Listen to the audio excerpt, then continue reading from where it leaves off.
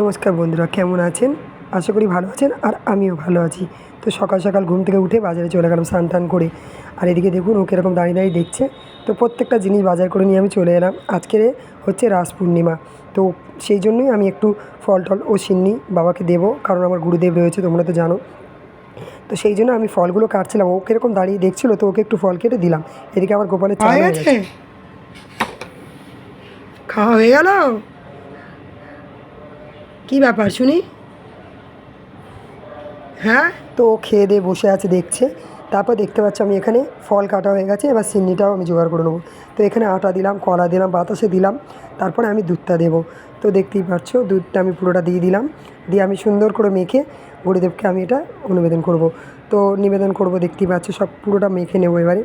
তো সুন্দর করে মাখিয়ে নিলাম, নিয়ে এবার আমি ওপর থেকে কাজু কিশমিশ ছড়িয়ে দেবো। দেওয়ার পরে আমি একটুখানি নারকেল কুচিও করেছি, আগে নারকেলটা ওর সঙ্গে মেখে নিয়েছি, ও ওপরে একটুখানি ছড়িয়ে দিলাম। তারপরে নারকেলটা দেওয়ার পরে আমি কটা ফল কেটেছিলাম ওপরে দিয়েছি, এবং কটা লেবু আমি এখানে সৌন্দর্যের জন্য দিয়ে দিলাম। সব কিছু নিজের ওপরে। দেখবে আমরা যেরকম পরিপাটি করে সুন্দর করে সাজিয়ে গুছিয়ে খেতে ভালোবাসি, ভগবানকেও সেরকম সুন্দর করে দিলে না, ভগবান একটা তুলসী পাতা দিয়ে আমি গুরুদেবকে দিয়ে দিলাম। ভগবানকেও সেরকম সুন্দর করে গুছিয়ে পরিষ্কার পরিচ্ছন্ন করে দিতে হয়।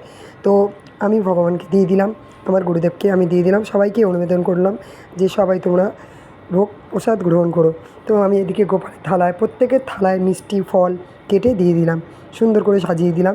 বাবা ভোলেনাথকে, মা লক্ষ্মীকে, আমার গণেশকে, আমি প্রত্যেকটা ঠাকুরকে নিবেদন করলাম প্রসাদ। তারপর সবাই আমাকে পুজোটা করে নিলাম সুন্দর করে। সকালবেলা ডিউটি যাওয়ার তাড়া থাকে, তো সেই জন্য আজকে আর রান্না বেশি কিছু করলাম না, রাতে রান্না করাই ছিল। তো আমি এখানে আরতিটাও করে নিলাম প্রদীপ জেলে।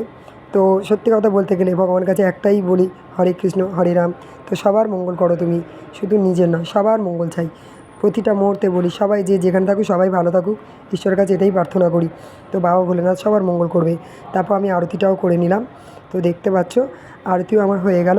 তো সকাল সকাল উঠে বেশ পুজোটা করলে না মনটা সারাদিন বেশ ভালো যায়, আর আমার পুজো করতে ভীষণ ভালো লাগে। আর আমি বলবো সবাই ভালো থেকো,